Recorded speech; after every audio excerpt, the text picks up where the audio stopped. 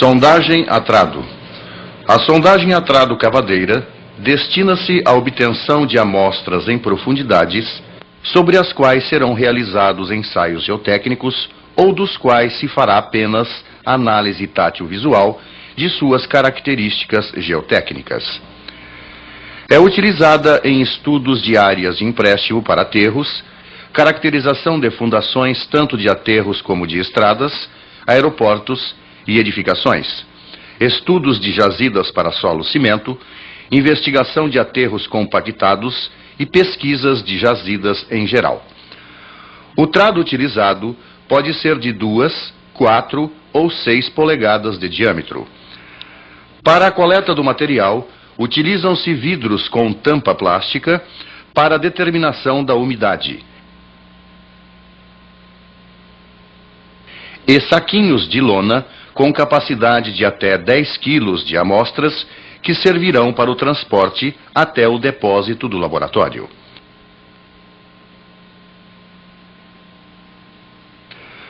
Os canos galvanizados utilizados para atingir as profundidades desejadas possuem tamanhos variáveis de até 5 metros, para se evitar constantes trocas.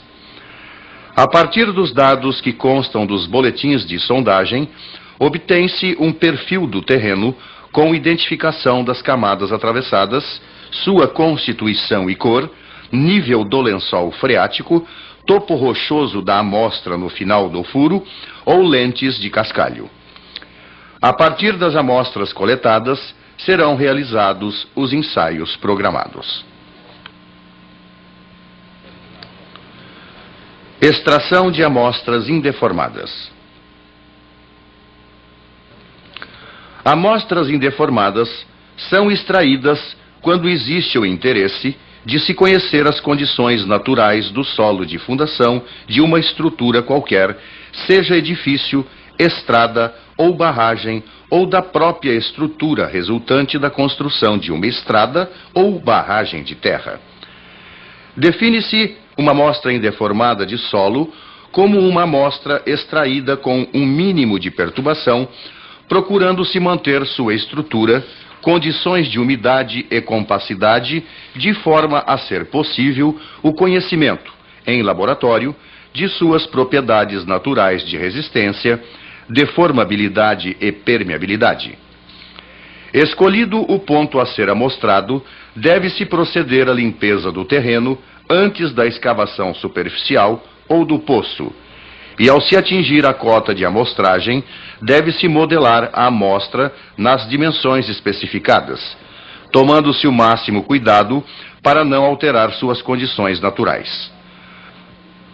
Com a amostra ainda não destacada do maciço, deve-se aplicar em suas 5 faces camadas de parafina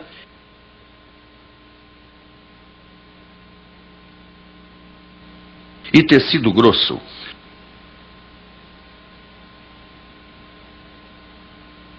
Tomando-se o cuidado prévio de assinalar com um T o topo da amostra e colocar uma etiqueta de identificação.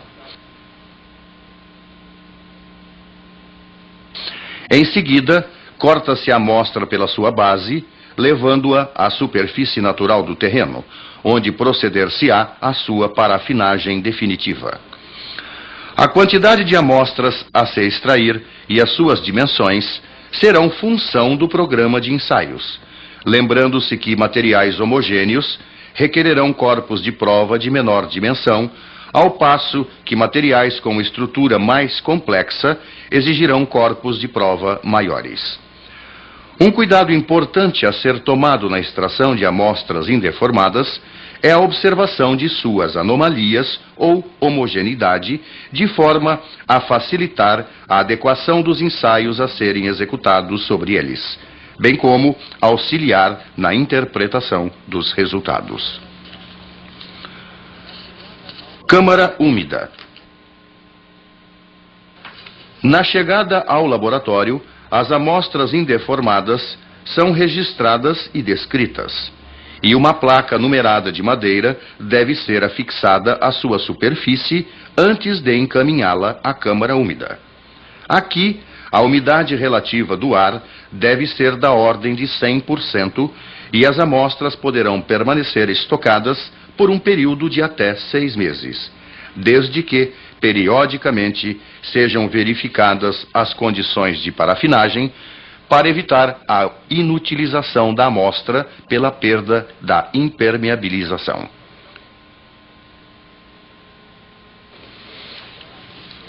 Compactação e CBR. A compactação de um solo pode ser definida como o aumento artificial de sua massa específica e, consequentemente, de sua resistência através da aplicação de uma determinada energia. O ensaio de compactação visa obter a correlação entre o teor de umidade e a massa específica aparente seca de um solo.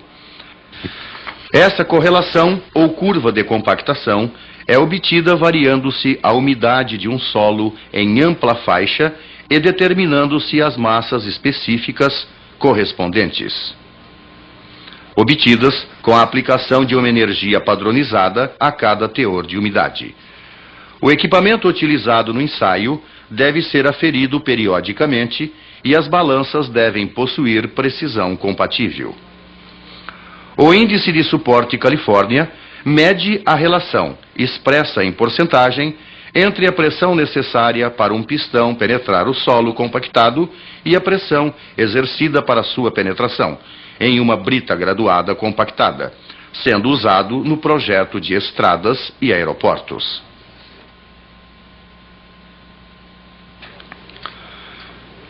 Limite de liquidez.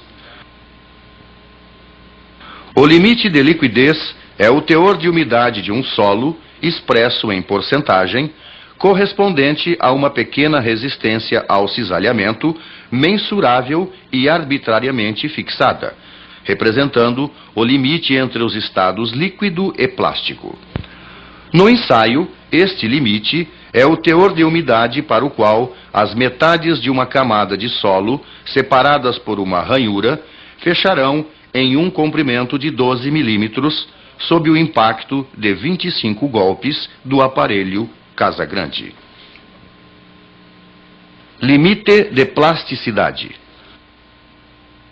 O limite de plasticidade é o teor de umidade em que o solo deixa de ser plástico e começa a tornar-se quebradiço, atingindo o limite dos ensaios plástico e semissólido. O solo é rolado em forma de cilindro com 3 milímetros de diâmetro até romper-se em pedaços de 3 a 10 milímetros. Massa específica real dos grãos. A massa específica real dos grãos é uma característica física dos solos. Ela é a razão entre a sua massa seca e o volume real dos seus grãos, a uma temperatura de 20 graus centígrados.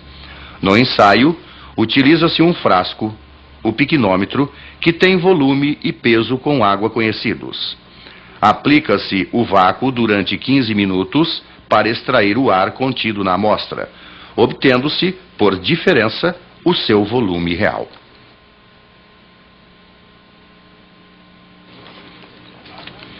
Granulometria.